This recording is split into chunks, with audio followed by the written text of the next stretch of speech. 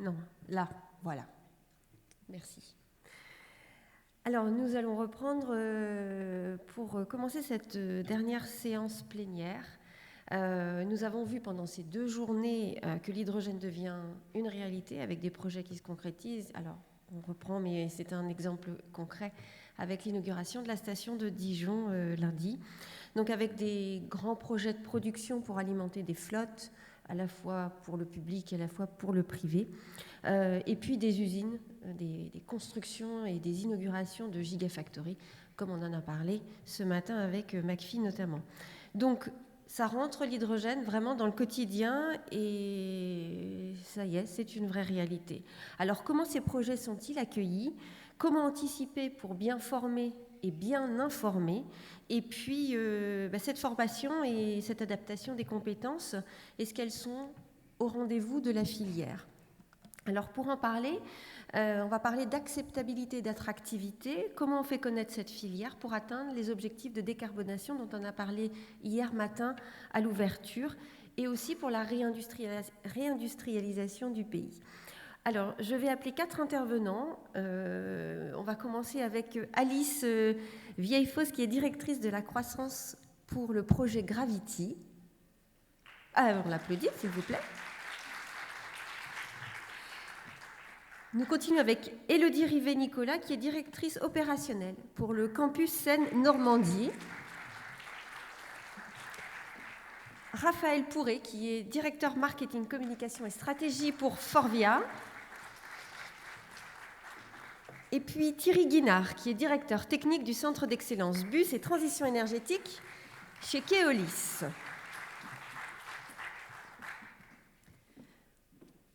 On commence avec vous, Alice. Je vous laisse prendre le micro. Vous portez un projet qui s'appelle Gravity dans le sud de la France, vers Fos. Est-ce que vous pouvez déjà nous présenter son périmètre ? Qu'est-ce que vous allez faire là-bas ? Bonjour à toutes et à tous. Donc, Gravity, on est une jeune entreprise industrielle et on vient décarboner la chaîne de valeur de l'acier. Donc peut-être quelques chiffres clés à avoir en tête sur l'acier, donc l'acier qu'on voit au quotidien partout. L'acier, aujourd'hui, il est responsable de 8% des émissions de gaz à effet de serre au niveau mondial. Et donc pour chaque tonne d'acier, vous avez entre 2 et 2,5 tonnes de CO2 qui sont émises.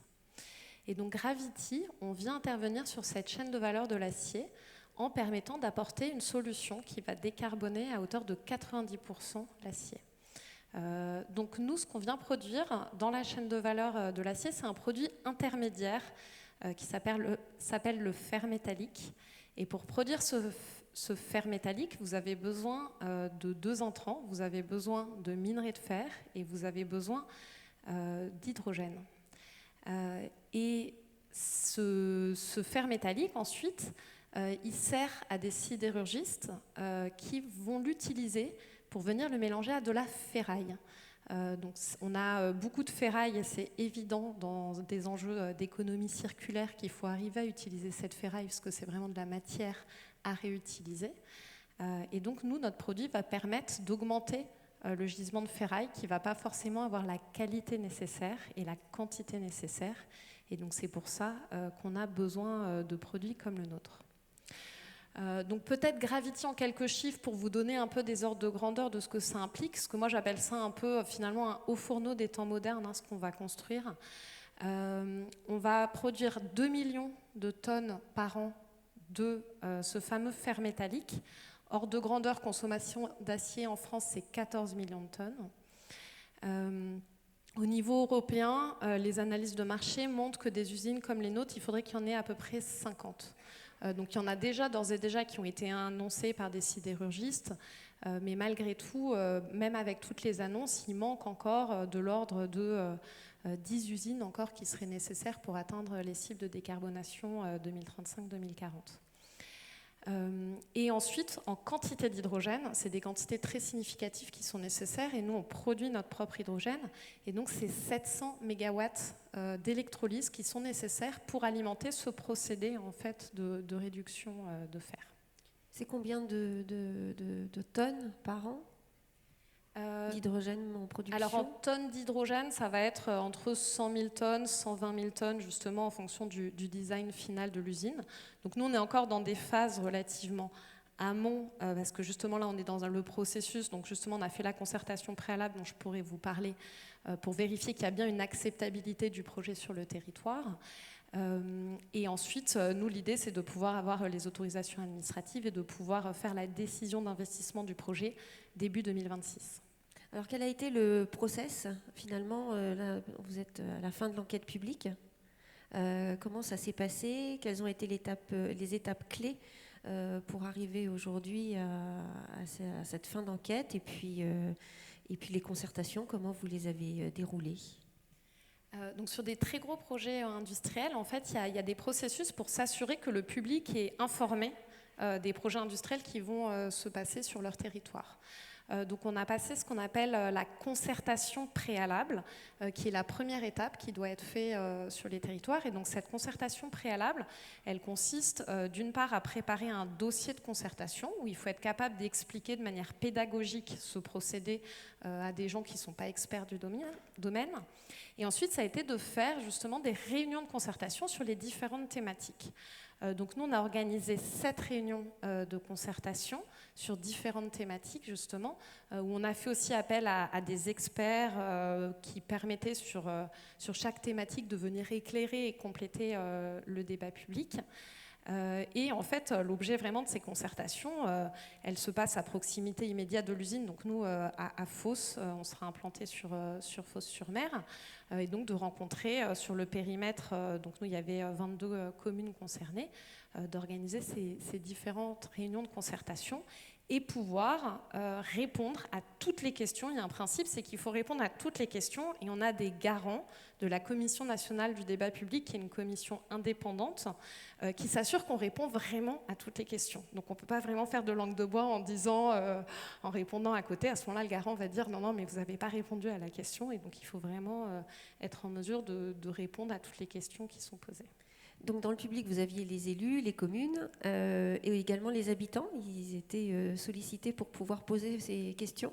Tout à fait. L'idée dans les concertations, d'ailleurs, c'est que tout citoyen a le droit d'aller dans une concertation et chacun a la même opportunité de pouvoir parler. Ça a d'ailleurs engendré parfois certaines incompréhensions des élus, parce que il n'était pas possible de donner la parole prioritairement à un élu par rapport à un citoyen, ce qui est assez différent par rapport à ce qu'on a l'habitude, parce qu'évidemment, les élus représentent quand même le peuple, et donc ça a généré aussi des enjeux qu'on a essayé de gérer au mieux.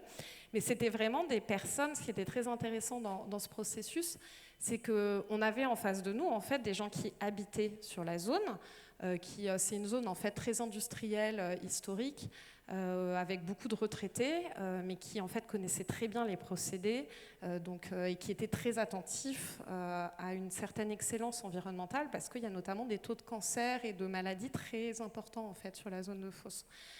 Donc moi j'ai trouvé que c'était extrêmement éclairant de pouvoir faire ces exercices-là, parce que ça met vraiment aussi les porteurs de projets face aux interrogations des personnes.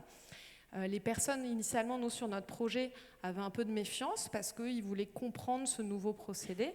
Et finalement, ce qui a été très appréciable, c'est que de pouvoir avoir cette transparence sur toutes les informations, de leur communiquer l'état des études, de là où on en était, les points où justement on n'avait pas encore la réponse, mais on y travaillait, dans quel délai, ça a permis justement d'établir une confiance, et globalement on a eu une très forte appropriation et acceptabilité, et de très forts soutiens de la part des différentes parties prenantes et des différentes personnes sur le projet, qui ont été honnêtement très importantes pour les prochaines étapes aussi. Donc cette réunion avec des experts, est-ce qu'il y a eu d'autres outils qui ont été déployés pour expliquer, rassurer et faire accepter le projet? Donc la Commission nationale du débat public, comme on est quand même un projet d'une grande envergure, de l'ordre de 2,2 milliards de CAPEX, avait beaucoup d'attentes sur tous les outils, et surtout ce qu'elle cherchait à avoir, c'était d'accéder à un public le plus large possible. Parce qu'en fait, c'est vrai que factuellement, quand on regardait la salle, quand on était en concertation, on avait plutôt un public entre 55 et 75 ans, plutôt des hommes, plutôt assez homogène. Donc du coup, on a fait différents formats. On a fait un débat radio avec la radio locale pour justement pouvoir parler librement. Donc on était sur Fossa FM, qui était visiblement une des radios les plus écoutées localement. On a aussi été à la rencontre du comité des jeunes de Fos-sur-Mer. On a été à la rencontre de la maison des syndicats aussi, donc avec un public là vraiment aussi différent de travailleurs locaux. On a été présenté au S3 Pays, qui est une instance aussi de concertation avec différents publics, nos projets. Et on a été faire aussi des marchés. Donc voilà, ça a été honnêtement très intéressant, des publics très larges, avec parfois des questions très simples, d'autres parfois des questions très compliquées aussi. On a eu parfois des experts qui nous disaient oui, dans telle thèse, on a dit qu'il y avait tel impact. Donc là, c'était évidemment la direction technique qui répondait. Mais honnêtement, ça a été très enrichissant. Et nous, c'est aussi suite à cette concertation, finalement, on a fait évoluer le projet sur certains points. Et notamment, c'était des points sur lesquels, si on n'avait pas fait ce processus de concertation, qu'on n'aurait pas naturellement pensé.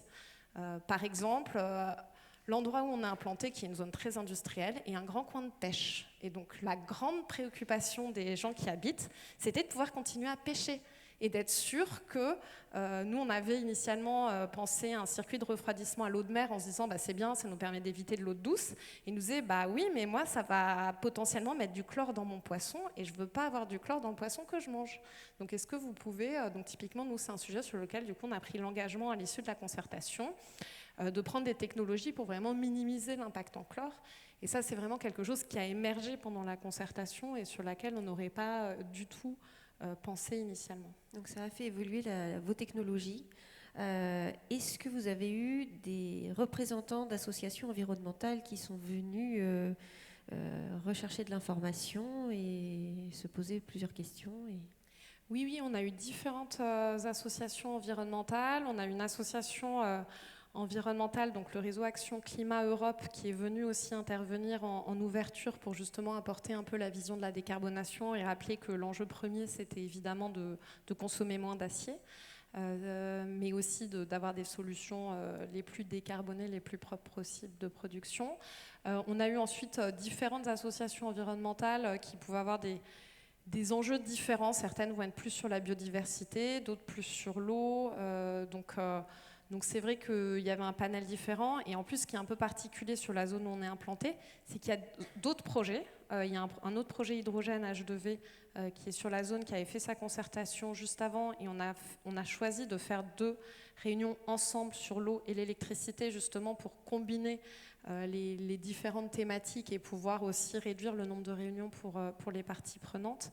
Et on avait un projet aussi carbone. Donc ce qui était bien, c'était aussi de voir la montée en compétences aussi des associations sur les différents sujets, avec des associations évidemment exigeantes sur un certain nombre de sujets, et pour la très très grande majorité constructive aussi par rapport à ce besoin d'avoir de nouvelles industries exemplaires, mais en même temps des industries qui permettent d'accueillir de l'emploi et qui est nécessaire.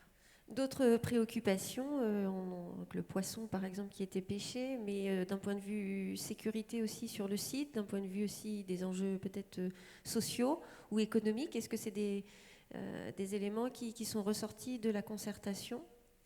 En fait, je pense qu'un des points qui est le plus compliqué localement, en fait, c'est toutes les infrastructures. Et d'ailleurs, en fait, à chaque fois, les gens disaient, nous, on est pour les projets industriels, mais on veut des routes. On veut des écoles, on veut des hôpitaux. Et donc c'est vrai que ça, c'était quelque chose où en tant qu'industriel, on est un peu désemparé parce qu'en fait, c'est des sujets qui sont extrêmement régaliens, ces sujets de routes, d'hôpitaux, d'écoles. Et c'est vrai que certaines parties prenantes avaient envie qu'on se dise c'est bon, moi, industriel, je vais aller construire des routes, je vais aller construire des hôpitaux, mais on a déjà un projet qui est ambitieux, il faut aussi être réaliste sur à quel moment, quelles sont les choses sur lesquelles on se concentre.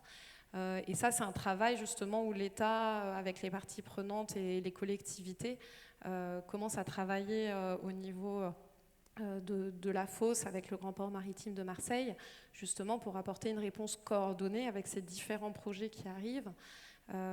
Et ce que veulent évidemment les parties prenantes, et c'est normal, c'est d'avoir un impact qui reste limité par rapport à leurs préoccupations du quotidien, à savoir amener leurs enfants à l'école, ne pas avoir trop de bouchons, des préoccupations très légitimes. Sur la sécurité, il y avait une attention forte, évidemment, et d'autant plus sur l'hydrogène. Pour autant, comme on est dans un bassin industriel qui connaît ces risques, qui manipule déjà en fait de l'hydrogène fossile dans les procédés industriels, il y avait moins d'inquiétudes sur ces sujets-là, si ce n'est les inquiétudes plutôt liées aux infrastructures et d'être sûr que les différents services de l'État, des collectivités locales vont bien adapter les pompiers, les hôpitaux aux enjeux et de s'assurer là-dessus qu'il n'y aura pas de risques complémentaires. La concertation, donc les réunions ont été faites, enquête publique donc réalisée. Est-ce qu'il y aura d'autres concertations de manière un peu plus continue sur tout le long du processus? Là, vous allez attaquer les demandes d'autorisation, mais voilà, est-ce que le public va être encore concerné et concerté? Oui, alors en fait, c'est un processus qui est assez long. Donc, ce qu'on a fait, c'est la concertation préalable. Ensuite, donc pendant la concertation préalable, donc le projet n'est pas encore décidé, il faut qu'il soit validé par cette concertation préalable. Donc à l'issue de cette concertation préalable, il y a un avis, il y a différents rapports qui sont faits, et notamment le porteur de projet confirme ou pas son projet. Donc nous, on a confirmé avec un certain nombre d'adaptations et d'enseignements justement pour tirer parti des échanges qu'on avait eus. Avec le public, et ensuite on va rentrer dans un processus de concertation continue, c'est-à-dire qu'on va présenter aux parties prenantes sur des réunions, donc la fréquence n'est pas encore définie parce que ça va être à définir avec les garants justement de cette concertation continue. Donc on va faire des réunions d'information régulières mais moins fréquentes, donc on va plutôt être de l'ordre de tous les 3-4 mois par exemple. On va faire cette concertation continue jusqu'au dépôt des autorisations, et à ce moment-là on va faire l'enquête publique, mais qui va être du coup un peu raccourci. Enfin, l'enquête publique tiendra compte du fait qu'on a aussi fait toutes ces étapes préalables d'information. Et ensuite, il y a également un comité de suivi qui va être mis en place, et nous on a demandé à ce qu'il soit mis en place le plus tôt possible avec les parties prenantes, parce qu'on a un site Céveso, donc qui va avoir des impacts potentiels sur les différentes parties prenantes, et donc de mettre en place ce comité de suivi rapidement et dès la phase chantier pour aussi continuer de tenir informés les parties prenantes de l'avancée du projet. Dernière question par rapport au projet, est-ce que la décision d'investissement est déjà planifiée? Vous avez une idée dans le calendrier où est-ce que ça va se situer? Alors la décision d'investissement, elle interviendra début 2026, et notamment une fois qu'on aura obtenu justement toutes les autorisations administratives qui sont nécessaires pour un projet, donc les autorisations environnementales, les autorisations ICPE, donc relatives à la sécurité des installations, et donc la décision d'investissement interviendra à ce moment-là. Et bien nous, en parallèle, ça nous permet justement de travailler sur tous nos contrats commerciaux, sur tous les autres contrats et sur les différentes levées de fonds qu'on va faire de manière successive. Merci Alice. Merci. Je me tourne vers vous, Raphaël. Raphaël Pourret, Société Forvia. Alors vous aussi, vous avez lancé une nouvelle usine. Vous êtes dans la transformation industrielle dans votre métier avec l'hydrogène. Est-ce que vous pouvez nous expliquer comment s'est passée l'installation de cette nouvelle usine à Allenjoie? Alors, à quoi elle va servir rapidement, et puis surtout comment ça s'est passé? Avec plaisir. Bonjour à tous. Avant de répondre sur Allenjoie, peut-être juste une remarque sur Gravity. Je suis assez fier de dire que Forvia est partenaire de Gravity, donc de ce projet de décarbonation de la production d'acier, en particulier pour notre filière qui produit, fabrique, vend des sièges automobiles, et pour lesquels on a besoin, pour la structure du siège, d'avoir donc des composants acier qui soient les plus vertueux possibles en termes d'empreinte carbone. Donc le partenariat avec Gravity s'inscrit en plein dans notre stratégie de réduction des émissions de CO2 sur notre scope 3 pour 2030, 45, enfin, tous les seuils qui sont publics et qu'on a tous en tête. Maintenant, pour parler de notre usine d'Allenjoie, donc Allenjoie qui est une commune de Nord-Franche-Comté, au pays Montbéliard agglomération. Donc cette usine, elle a été inaugurée en 2023 avec les premières productions de réservoirs d'hydrogène, de systèmes de stockage d'hydrogène qui sont déjà livrés en série à nos clients actuels, qui sont les clients Stellantis et Ivia. C'est quelque chose qui est public. Donc les premiers clients en série européenne sur des véhicules à mobilité hydrogène. Donc c'est un projet qui est parti il y a déjà quelques années. Donc Forvia a commencé à travailler sur les solutions hydrogène dès 2017. Le projet d'installation d'une usine a été lancé en 2020 avec bien sûr concertation, recherche des partenaires, comment on pouvait avoir le meilleur endroit, la meilleure usine pour être non seulement une usine du futur, mais une usine de transformation, de transition. Donc l'usine d'Allenjoie aujourd'hui, c'est une usine mixte, c'est une usine qui travaille encore à la fabrication de systèmes d'échappement, donc pour les moteurs à combustion, et qui, selon la rapidité de la transition powertrain sur les véhicules, donc des moteurs à combustion interne jusqu'à la mobilité zéro émission, en particulier la mobilité hydrogène, donc du coup, va étape par étape passer d'une usine qui est aujourd'hui, on va dire, à 80% en chiffre d'affaires sur des systèmes d'échappement, à une usine qui sera 100% dédiée à la fabrication de systèmes de stockage d'hydrogène pour la mobilité décarbonée. Donc c'est une étape, c'est un long plan, c'est un plan qui a vocation à durer jusqu'à 2030 ou après, avec différentes possibles phases d'augmentation de la taille de l'usine selon la façon dont notre marché va se développer. Mais on est clairement sur une vision long terme. Et donc, avant de construire le site de production, comment ça s'est passé? Alors, à la fois avec la commune, les élus et puis les habitants, est-ce qu'il y avait des questionnements, des interrogations? Alors, bien sûr qu'il y avait des questionnements par rapport à cette nouvelle technologie, parce qu'on est dans un bassin industriel qui est très automobile, très métallurgie, soudure, boulonnage, emboutissage. C'est un peu les cœurs de métier qui sont dans le bassin du pays de Montbéliard. Et donc là, on parlait de réservoirs de stockage sous pression. Donc bien sûr qu'il y avait des questions autour de est-ce que ça va être dangereux, est-ce que ça va être bruyant, quels seront les impacts sur mon environnement propre.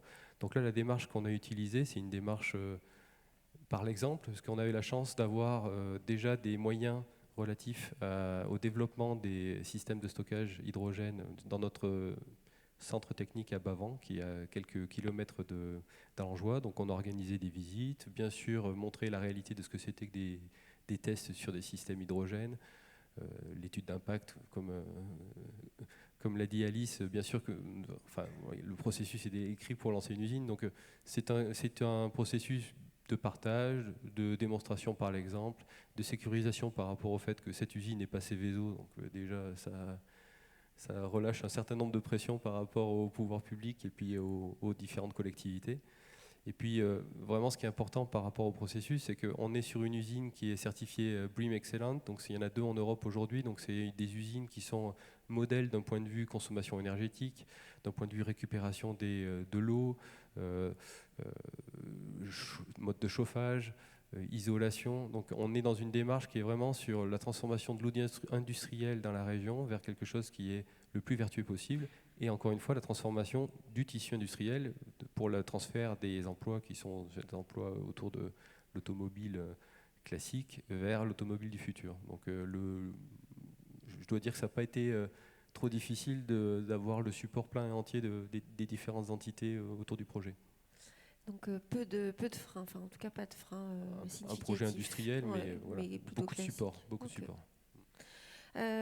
Thierry Guinard, Keolis. Alors l'hydrogène, c'est pas nouveau, hein.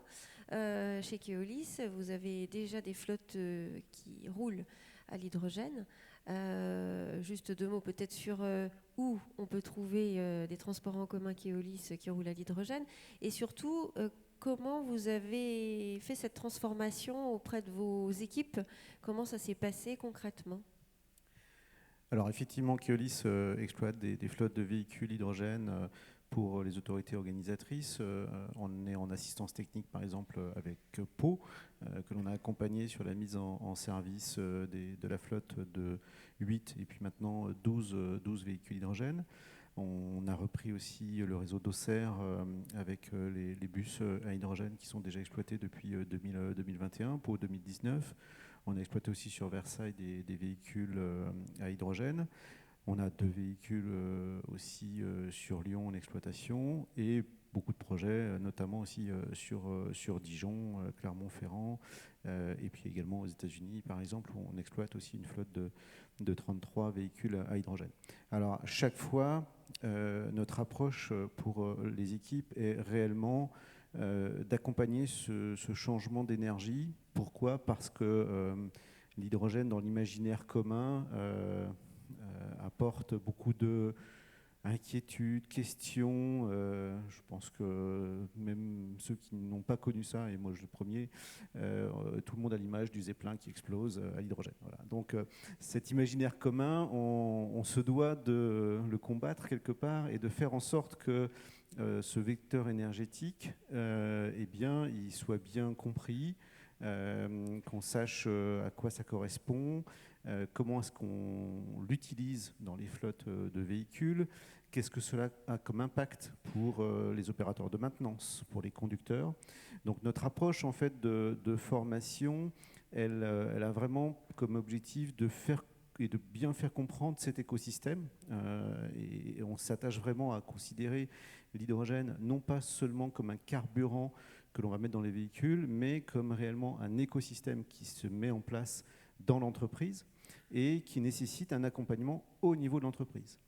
Et donc notre enjeu, et on commence par ça, il est bien de former l'ensemble de l'entreprise à ce vecteur énergétique, en commençant par le comité directeur ou le comité exécutif, pour qu'en fait, ça commence déjà par une bonne compréhension de ce que c'est, quelles sont les normes, les réglementations, quel est le danger ou quel n'est pas le danger, quelles en sont les contraintes, les avantages, de telle sorte à ce que déjà les messages appropriés soient transmis.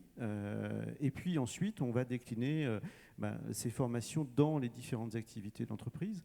Et pas que les activités techniques. Je vais prendre un petit exemple, les activités marketing. Alors les activités marketing chez nous, c'est être en capacité de construire des réseaux de transport qui permettent de décarboner au maximum ces activités de mobilité.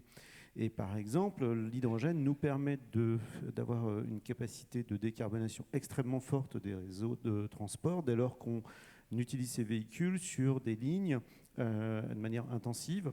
Donc ça veut dire qu'on ne va pas mettre des véhicules hydrogène sur des services de 100 km/h. Ça n'a pas de sens. On va les mettre sur des lignes fortes et puis on va même chercher à dire, et ça c'est un changement aussi de paradigme avec nos équipes marketing, qui est de dire mais les véhicules, vous n'allez pas l'utiliser uniquement le matin et le soir, on peut les utiliser également hors heure de pointe, et plutôt que de continuer à faire tourner des véhicules diesel entre guillemets entre la pointe du matin et la pointe du soir, il faut les faire tourner, ces véhicules hydrogène, parce qu'ils vont participer à la décarbonation globale du réseau de transport. Voilà. Donc c'est une approche un peu différente qui est liée à l'hydrogène, pas que, mais l'hydrogène a cette capacité de nous permettre d'utiliser un véhicule de 4 heures du matin à 23 heures et donc de repenser son utilisation. Donc on va former non seulement les équipes techniques, mais aussi les équipes marketing. Alors les équipes techniques, elles sont en première ligne, que ce soit les conducteurs, que ce soit les régulateurs au niveau du poste de commande centralisé.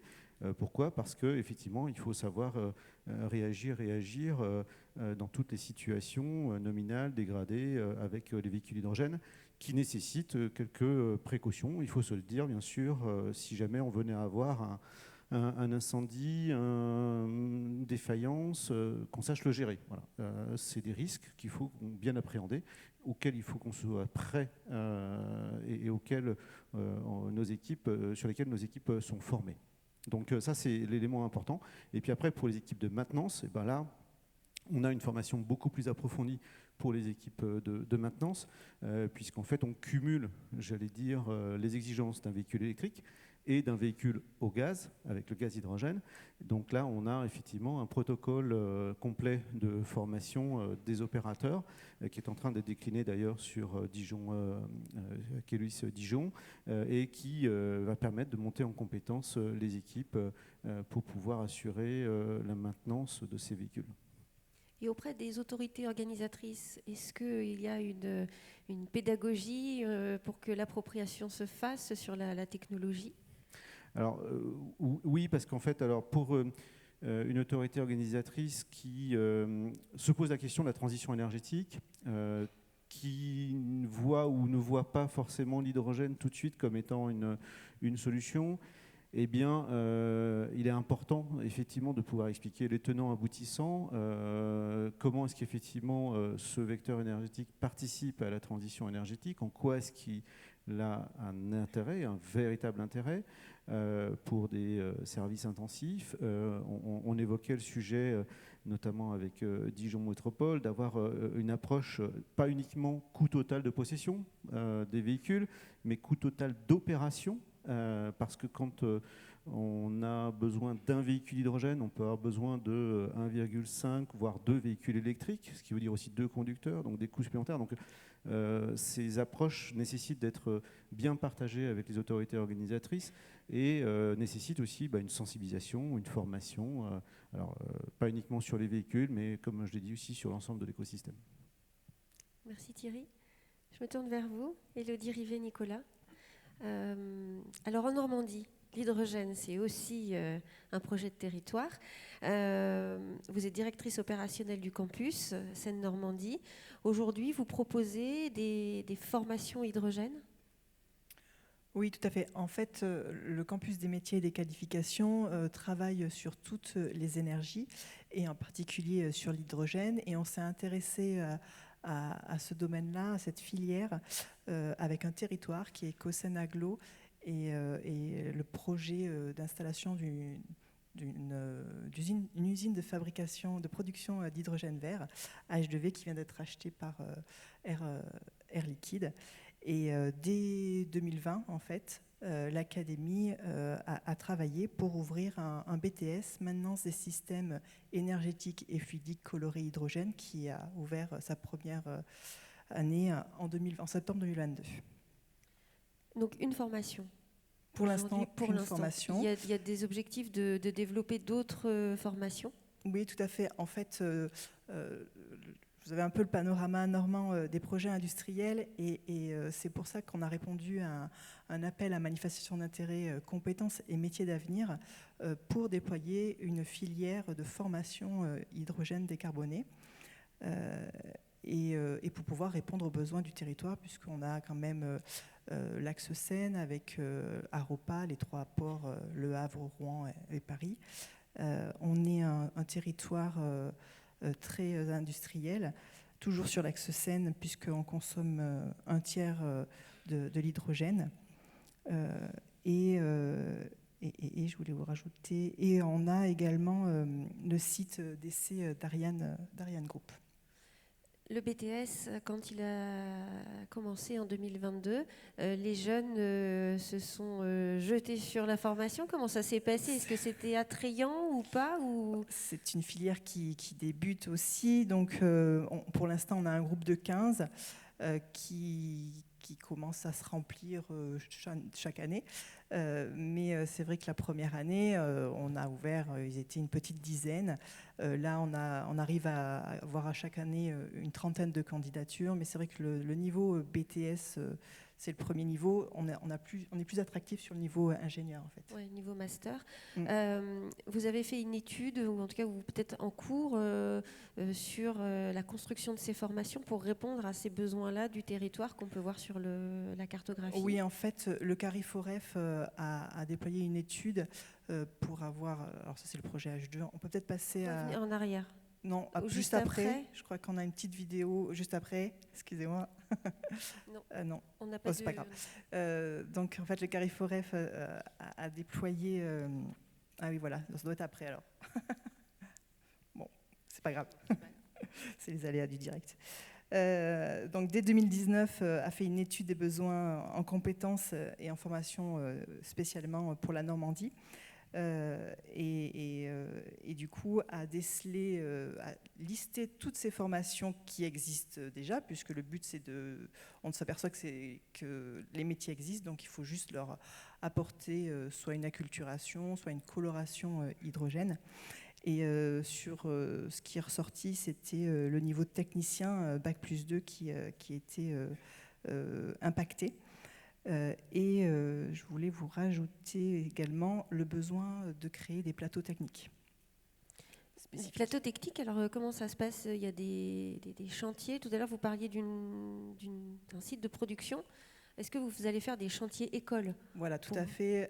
Dans le cadre du projet AMI-CMA H2 neutralité carbone, notre objectif est de créer de créer des modules sur toutes ces formations-là, avec 2 chantiers écoles phares, 2 lieux totems, un basé à proximité de la fabrication de l'usine de production, qui est à Bolbec, à côté du Havre.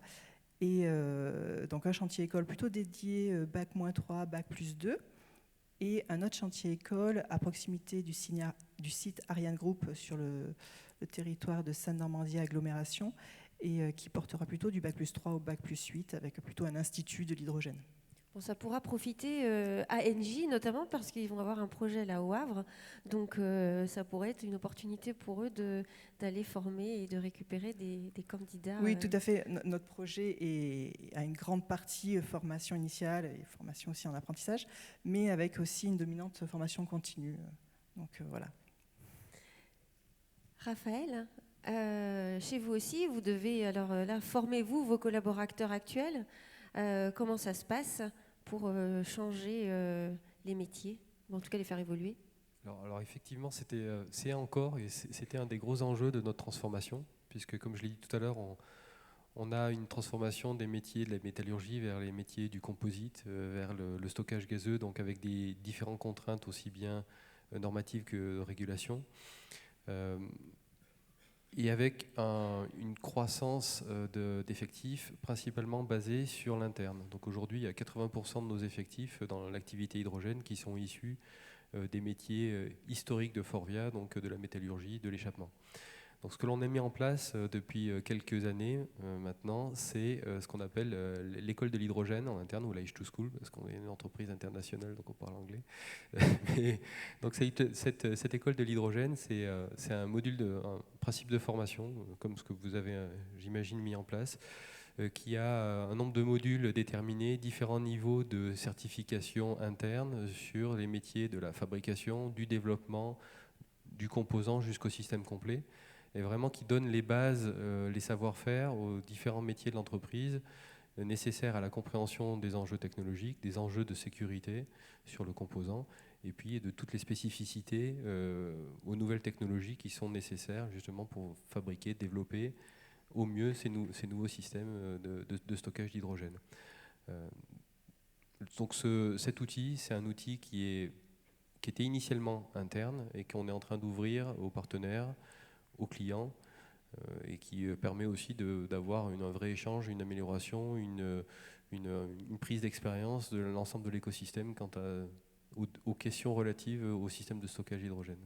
Et il y a des échanges qui se font avec l'université, notamment de Montbéliard, avec les modules qui sont proposés. Ouais, bien sûr, on est partenaire avec l'UTBM et puis le Master Hydrogène. Enfin, c'est vraiment l'écosystème complet qui est actif là-dessus. Et les jeunes aujourd'hui, ils sont motivés, puis ils sont attirés par cette usine d'Allenjoie? Alors, c'est pas seulement l'usine, mais aussi le centre technique. Le centre technique. Parce que là, on est vraiment sur un duo. On a le centre technique, qui est le centre technique d'excellence globale pour Forvia Hydrogène, donc, qui a vocation de développer toutes les technologies, innovations standards pour la technologie au niveau monde. Et l'usine d'Allenjoie, qui est donc notre usine pilote ou mère, de la même façon, c'est ce qui sera ligne haute capacitaire, système d'aujourd'hui et du futur. Donc on a vraiment un pôle d'excellence qui est en cours de construction ou de consolidation au niveau de la région de Nord-Franche-Comté. Donc l'attractivité, elle est liée à différents sujets. Elle est liée, au fait que la décarbonisation de la mobilité, de toute façon, c'est quelque chose qu'on devra tous relever en termes de challenge. Deuxièmement, elle est liée au fait que l'entreprise en tant que telle, Forvia, est engagée dans cette décarbonisation. Le net zéro en 2045, c'est quand même un engagement fort aujourd'hui pour les générations qui sortent de l'école. Ils ne veulent pas seulement travailler dans l'industrie, mais travailler dans l'industrie qui apporte quelque chose. Donc ça, c'est quand même un vecteur. Et après, donc, ces outils, et le troisième sujet, c'est l'intérêt technologique, parce qu'on est au début de l'histoire, même s'il y a eu Il y a des véhicules qui tournent déjà à l'hydrogène, quelques-uns, on est encore sur des petites séries. Il y a des véhicules à hydrogène qui ont tourné depuis quelques années chez des constructeurs divers et variés, mais il n'empêche que pour la mobilité, on est encore au début de l'histoire et il y a énormément à faire, énormément de choses à mettre en place, les processus de maintenance, l'optimisation des systèmes, comment on arrive à avoir une expérience qui soit une expérience utilisateur qui soit au niveau attendu par rapport à de la mobilité classique qui a des dizaines d'années d'optimisation derrière elle. Donc je dirais que c'est les 3 sujets, c'est l'impact environnemental, l'intérêt technologique et comment tout ça se place dans une démarche globale d'amélioration. Pas de problème d'attractivité, en tout cas pour les jeunes publics. Non, je dirais pas. Thierry Guinard, on a parlé de cette attractivité et d'acceptabilité pour les autorités organisatrices au sein de vos propres équipes. Mais quand on prend les usagers finaux, vos clients qui montent dans le bus tous les jours pour aller travailler, quand ils voient arriver le bus à hydrogène, sont-ils sceptiques ou plutôt enjoués ? Alors, la majorité ne savent pas forcément s'ils sont dans un bus à hydrogène, diesel, gaz ou autre. Je pense que, à moins que ce soit marqué effectivement en gros dessus, et ça l'est généralement au début, hein, mais si on prend par exemple aujourd'hui Pau, vous prenez le bus, il ne fait pas de bruit, il est silencieux à l'intérieur comme à l'extérieur, et si on faisait un petit sondage, on pourrait certainement avoir comme réponse que c'est un bus électrique. Et c'est vrai, c'est un bus électrique. Donc en fait, cette appréhension vis-à-vis de l'hydrogène pour les utilisateurs des mobilités, on ne le voit pas forcément. Ce n'est pas un sujet. Somme toute, on s'attache avec les autorités organisatrices à bien communiquer aussi en amont. Alors c'est fait généralement parce que c'est quand même des projets emblématiques quelque part. Et on le fait quand même en amont pour justement bien expliquer comme quoi voilà, on exploite des véhicules qui sont sûrs, bien sûr, qui n'apportent pas de danger particulier pour les utilisateurs et qui sont des véhicules zéro émission avant tout, puisque c'est bien l'enjeu de ce type de véhicule, de décarboner les mobilités et qu'ils y participent pleinement. Donc il n'y a pas d'appréhension, et auquel cas on le fait aussi à travers si on doit informer et si on le sensibilise, on le fait de manière très claire, pédagogique, voire ludique. A été notamment développé par les équipes de Keolis Dijon une représentation virtuelle d'un véhicule à hydrogène. Elle peut servir en interne, mais elle peut servir aussi en externe, que ce soit pour les usagers, mais aussi les écoles et autres, pour pouvoir bien faire comprendre ce que c'est qu'un véhicule hydrogène. Merci Thierry. Alice, est-ce que la concertation qui a été menée a permis de rendre plus attractif la filière, de manière générale, la filière hydrogène ? Je pense que ça a permis de mieux comprendre les différents usages de l'hydrogène, pas juste forcément mobilité, mais aussi industriel. Alors après, nous, dans le cadre de la concertation, on voit qu'on avait un public en face de nous, de bassins industriels qui connaissaient en fait d'ores et déjà les usages de l'hydrogène finalement, même si c'était de l'hydrogène fossile.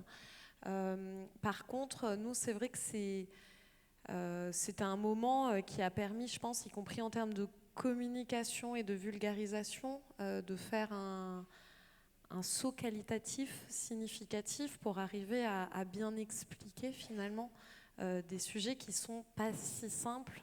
Typiquement sur l'électricité, on a eu beaucoup de questions autour de la traçabilité de l'électricité et finalement le nucléaire, les énergies renouvelables, comment ça marche. Donc c'est vrai que ça force à faire un effort d'explication de concepts qui sont quand même assez compliqués pour certains, et d'arriver à les expliquer de manière la plus claire possible sur les enjeux. Et là-dessus, je pense que c'était vraiment un exercice intéressant. En tout cas, pour moi, ça l'a été, mais aussi, je pense que pour les acteurs, ça a également été apprécié.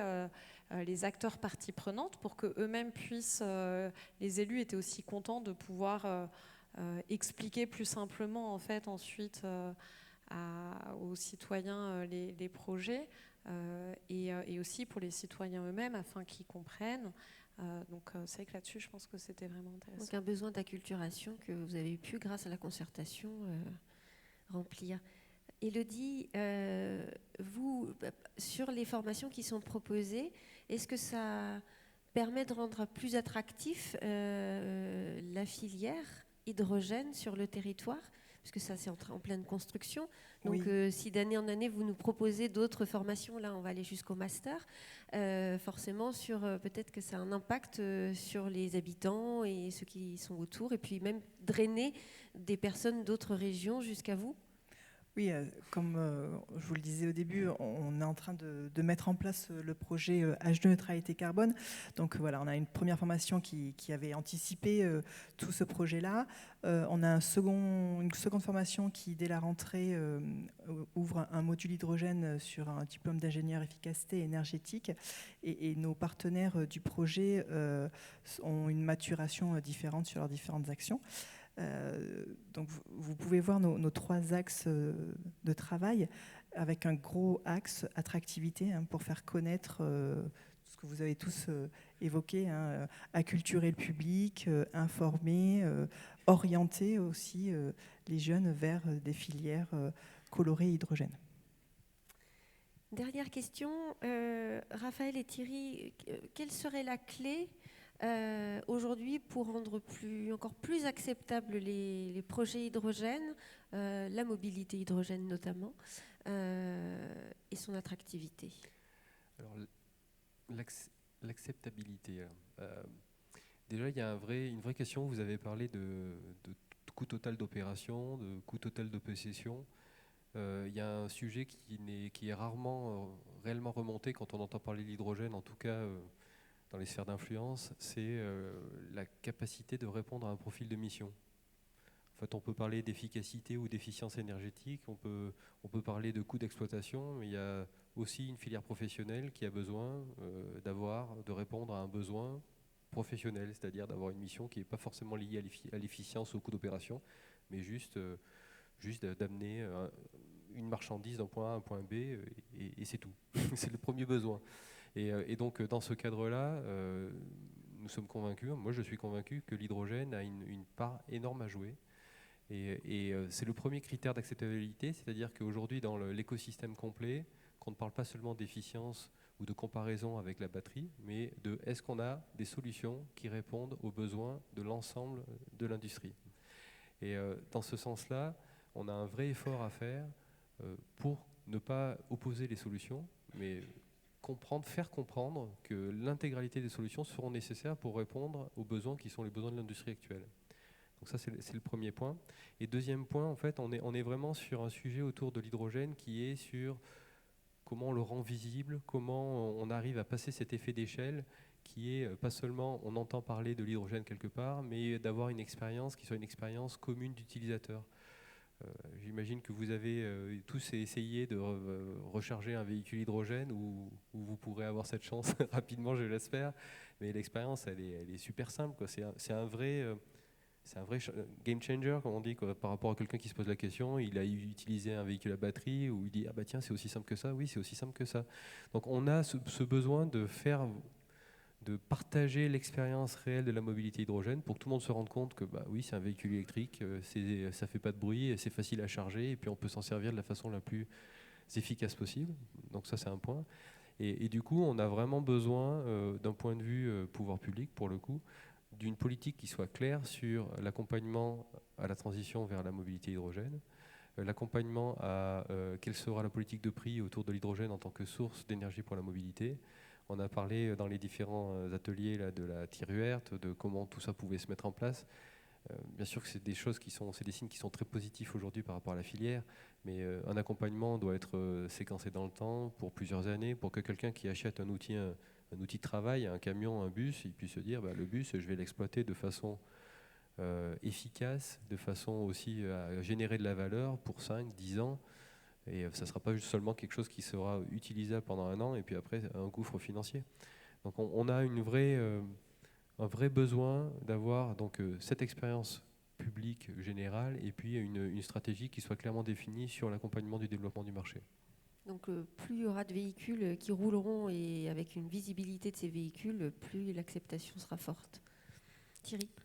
Oui, pour compléter, on le sait, et ça a été dit pendant ces 2 jours, l'hydrogène ne sera pas l'alpha et l'oméga, mais on a besoin de ce mix énergétique, encore une fois, pour couvrir de manière efficace des usages qui nécessitent d'être décarbonés. Je reprenais mon exemple d'équipe marketing. Et c'est vraiment dans ce sens-là où il faut qu'on raisonne sur l'utilisation des véhicules hydrogène. C'est regardons le niveau de décarbonation que l'on doit avoir au niveau d'un réseau de transport. Comment est-ce qu'on peut être efficace sur cette application et cette déclinaison de cette solution de transition énergétique. Le fait est qu'on est un peu sur la ligne de crête aujourd'hui. Et on a vraiment besoin à la fois de stabilité sur un plan réglementaire. On a encore besoin d'aide sur notamment les véhicules et la concrétisation de ce qui a été annoncé concernant des leviers type taxe tiers verte. Mais il faudra aussi qu'on apprenne à s'en passer. Et il ne faut pas aussi que le système ne vive que par l'intermédiaire d'aides et de subventions, et donc qu'il montre bien son efficacité, son opérationnalité, même si on en est convaincu, mais que dans les faits aussi, on y trouve tous notre compte, économiquement parlant. Il y a des efforts qui sont faits par les politiques sûrs qui croient que c'est une solution et donc qui prennent ce risque, mais il faut derrière que ça se traduise par des résultats, par des solutions qui sont efficaces dans le temps et qui permettent de répondre à cette exigence de décarbonation. Et il faut qu'on aille vite. Voilà, le mur, il faut vraiment qu'on l'évite. Donc il faut qu'on aille encore plus vite aujourd'hui. Alors, ça va faire une transition avec cette question qui nous est arrivée. Donc oui, il faut aller vite, mais on voit aujourd'hui que tes projets se décalent un petit peu, glissent dans le temps. Est-ce qu'il n'y a pas un risque d'être déceptif pour les jeunes qu'on encourage à se former à l'hydrogène, mais qui, une fois en formation, ont encore du mal à trouver un stage ou un apprentissage dans la filière hydrogène ? Alors c'est vrai qu'on en est quand même encore au début, donc il ne faut pas qu'en fait on ait le miroir aux alouettes où voilà tout est beau et tout. Donc ceci dit, on va avoir quand même besoin rapidement des bonnes compétences, des personnes qui sont sachantes, qui ont envie de travailler dans ce domaine. Alors l'intérêt, c'est que c'est quand même un domaine qui attire aussi sur un plan technologique, technique. Enfin, ils sont dans la salle. On a des jeunes qui rejoignent l'entreprise avec plaisir et qui sont sur des projets très intéressants. Et donc, c'est quand même des sujets qui attirent. Donc, après, effectivement, il ne faudrait pas que le soufflet retombe, malheureusement, et qu'on continue sur cette lancée. Donc, voilà, les prochaines années, pour moi, sont vraiment cruciales pour qu'on puisse transformer l'essai. Élodie, par rapport à... Oui, petite réaction. Je voulais juste rajouter qu'on part bien des diplômes existants, donc on forme des jeunes à des métiers industriels auxquels on va rajouter un complément hydrogène. Donc le but, surtout à notre époque, c'est que les jeunes viennent dans l'industrie, puisqu'il y a des forts besoins. Après, peut-être qu'ils iront dans l'hydrogène quand ça sera plus mature. Merci à tous les 4. Je vais voir, est-ce qu'il y a une dernière question éventuellement dans le public ? C'est parfait. Nos intervenants ont été clairs. Merci à tous. Merci. Et puis, dans quelques instants, on va vous demander de patienter pas très longtemps, mais dans quelques instants, on va avoir le mot de clôture de ces 2 premières journées par France Hydrogène. Merci à tous et bonne fin de journée.